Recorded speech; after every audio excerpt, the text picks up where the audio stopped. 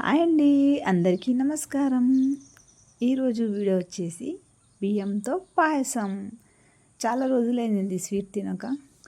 ఈరోజు పాయసం చేసేద్దామని. చూడండి, ఫస్ట్ అయితే బియ్యాన్ని నానబెట్టుకోవాలి. ఒక కప్పు, అందులో 4 బాదం లేచి ఇలా గ్రైండ్ చేసుకోవాలి, కొంచెం రవ్వ రవ్వ లెక్క. తర్వాత ప్యాన్లో నెయ్యి వేసుకోవాలండి. అందులో కొంచెం పచ్చి కొబ్బరి, బాదం వేసి మంచిగా ఫ్రై చేసుకోవాలి, కొంచెం దూరగా.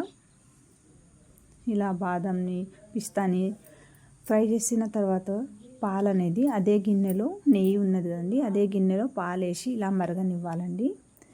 ఇప్పుడు బియ్యంని మనం క్రష్ చేసినాం కదండి, అదే పొడి ఇందులో వేసుకోవాలి. పాలలో ఇలా వేసి బాగా కలపాలి, లేదంటే గడ్డ కట్టే అవకాశం ఉంటుంది. కాబట్టి మంచిగా కలుపుకుంటూ చక్కెర వేసుకోవాలండి. తర్వాత వచ్చేసి మెత్తగా అయిన తర్వాత ఇలా డ్రై ఫ్రూట్స్ వేసుకోవాలండి.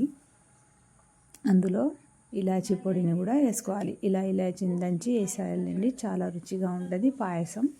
చూడండి, ఎంతో టేస్టీగా, ఎంతో రుచిగా ఇలా అయితే అయిపోయిందండి. పాయసం అయితే రెడీ అయిపోయింది.